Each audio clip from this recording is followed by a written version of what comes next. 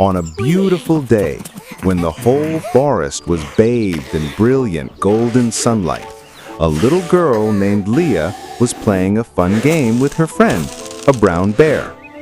They both pursed their lips and blew on the dry leaves on the ground to see whose leaf could fly the farthest. Leah cheered, "I won! I won!"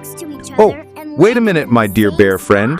Look, our leaves flew side by side and landed in the very same spot." The bear smiled. "That's right. So that means we both win." Leah cherished every moment she spent with her animal friends. Whenever their tummies rumbled with hunger, they would find Leah's parents and enjoy delicious sweet forest fruits together. Her family had lived in harmony with all the creatures of this forest for many, many years. Their neighbors were even a tall giraffe and a majestic lion. That day was the tree-hugging holiday, and Leah was taking a walk through the forest by herself. She gently hugged every tree she met, from the giant ancient ones to the tiny new saplings. As she was lost in her hugs, Leah suddenly heard the sound of someone crying softly. She began to walk very quietly, listening carefully to find where the sound was coming from. Following the soft sobs, Leah saw a little boy sitting all alone. She smiled and said in a clear, sweet voice, "I bring you greetings from the green forest and the cool wind." The boy looked up in surprise. "Huh? Who are you?" Leah explained, "This is my home, and this is how we say hello. My name is Leah. What's your name?" The boy whispered, "My name is Ken, but I don't like my name at all." Leah exclaimed, "Ken, what a beautiful name!" In the language of the forest, Ken means starry night. "Really?" Ken's eyes widened. "Of course! My name also comes from a fairy with sparkling wings." Hearing this, Ken began to open up. "Fairy with the sparkling wings, I'm lost. I was traveling in the forest with my family, but now I can't find them anywhere. I'm sure they're looking all over for me. Can you help me?" "Oh, of course," Leah agreed cheerfully. "I will help you. No one knows this forest better than I do." And so, Leah and Ken began to walk deeper into the dense forest.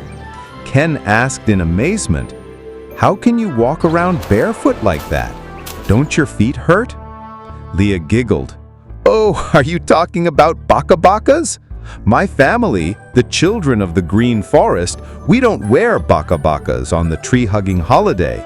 That's because we believe our bare feet are Mother Earth's best friends."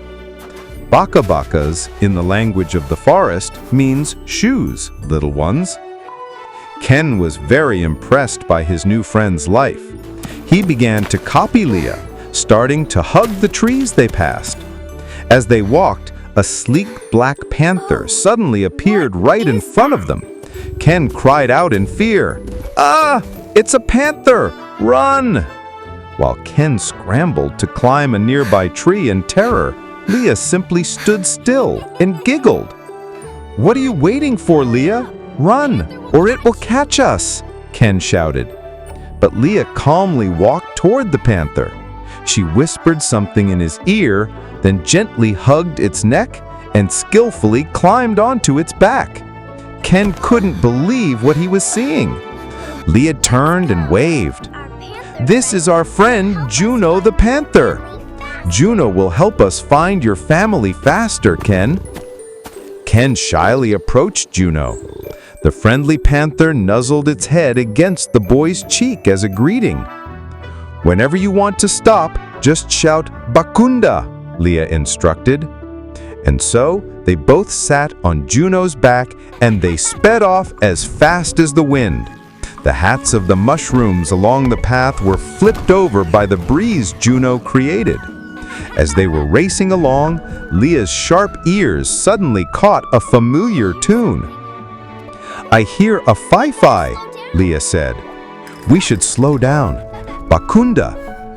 A fi-fi means melody or music, my dears. Juno the panther slowly came to a stop.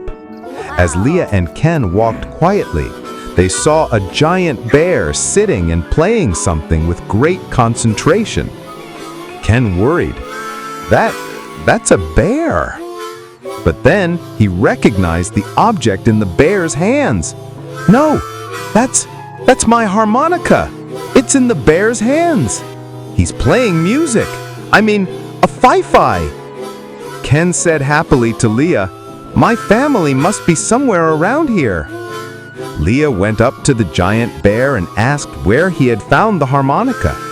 The bear replied that he had found it on the path leading to the swamp. "We have to go to the potty, Ken," Leah urged.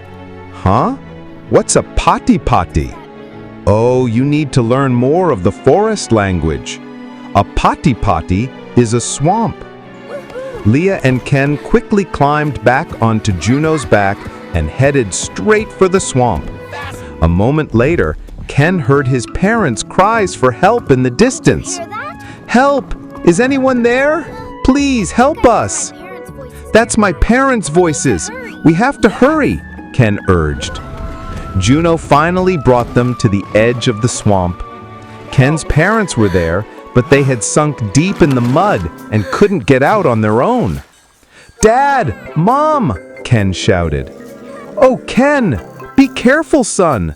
There's a panther right behind you!" her mother cried in panic. Ken quickly reassured them. "Don't worry, they're here to help us." Leah saw a monkey watching them curiously from a tall treetop. She called out to the monkey, "Hey, Kiki, can you throw me a long map pizza?" Can you guess what a map pizza is? It's a long and sturdy rope. The kind monkey threw Leah his strongest vine.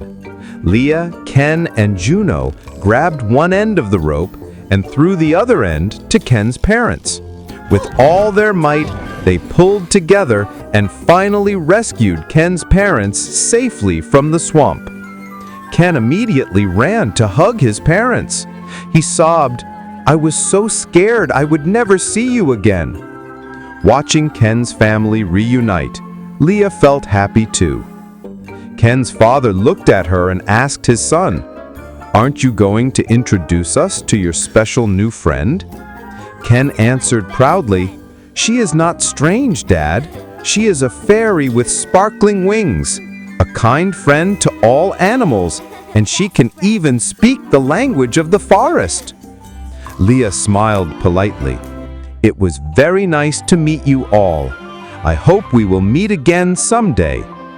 As Ken and his family left the forest, his mind was still filled with thoughts of this magical place. When he got home, he sat down at his desk and carefully wrote in his journal all the new words from the language of the forest that he had learned that day.